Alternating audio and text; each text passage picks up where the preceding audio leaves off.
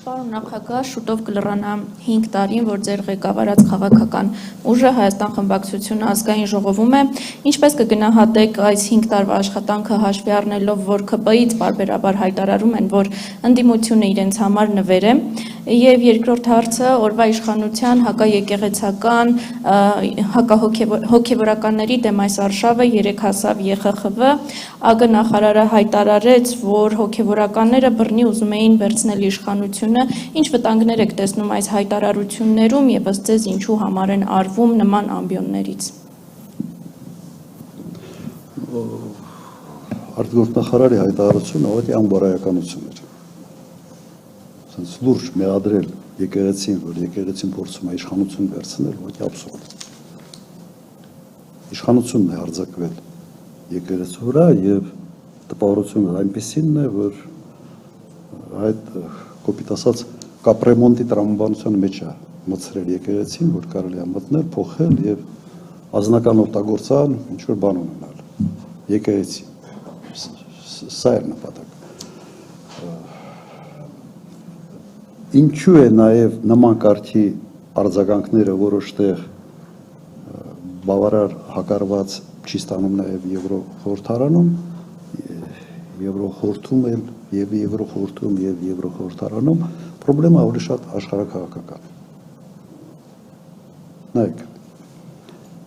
օրինակ այսօրվա դիվանագիտության ղեկավարը եվրոպական Կայա Կալասն է։ Ինքը եղել է նախկին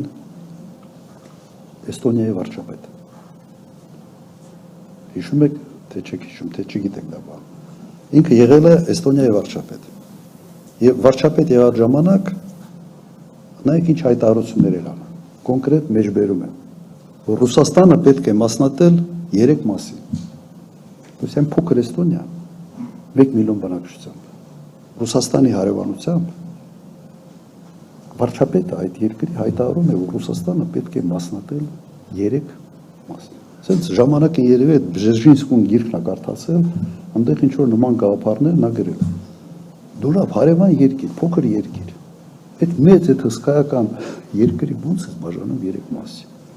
Դու քո երկրի անվտանգության մասին ընդհանրապես մտածում ես, թե չես մտածում։ Հիմա այդ հոգեբանություն ունեցող մարդը դառել է Եվրո միության համար 1 դիվանագետ։ Եվ նույն թեմայի մեջ է։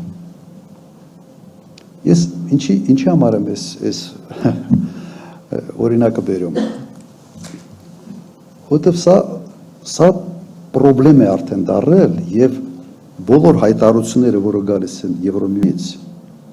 ոնց լրիվ այլ աչքով, այլ անկյան տակ է պետք նայել։ Քաղաքականացված, ծայրահեղ աստիճանի քաղաքականացված հայտարարություններ են, որոնք շատ դեպքում իրականության հետ որևէ առնչություն չունեն։ Եվ Եվրոխորհուրդն այս վիճակում այսօր եւ Եվրոմիությունը։ Սենց բանա մտել իրենց մեջ, որ Ռուսաստանը ամենից մեծ խնդիրն է եւ այնինչ Ռուսաստանի դեմ է, մեզ համար լավ է։ Այդ բանաձևն է այսօր աշխատում։ Իմիջիալոց Տրամպի քաղաքականությունը որոշ չափով կօգնի, երբ որ ասում է Եվրոպան դեգրադացիայի մեջ է, պետք է դիստանցավորվել Եվրոպայից, սա բերելու է մեկ բանի։ Հենց եվրոպացիք մտածեն, որ իրենց անվտանգությունը եւ հարաբերությունները Ռուսաստանի հետ կախված է իրենցից, այլ ոչ թե կարար օրինակ Կայա Կալասը թաքնվելով Միացյալ Նահանգների մեջքի հետևին, ինչ ասես խոսա Ռուսաստանի մասին, լեքսիկոնը կփոխվի եւ իրենք կհասկանան, որ այնուամենայնիվ Ռուսաստանի հետ կարող են կոնստրուկտիվ փոխզիջումային տարբերակներ մշակել, ոնց անել, ոնց աշխատել միասին։ Հասկացաք, չէ՞, ամերիկյան sense բանի ատոմային տանիքի տակ ինչ խելքը գալիս է խոսում ես։ Մի երկրի մասին, որ հսկայական երկիր է, հսկայական հնարավորություններով։ Դրա համար այդ ինչ որ ասում են մեծ դրժություն դրան մի տվեք իսկապես վիճակը ուրիշ է։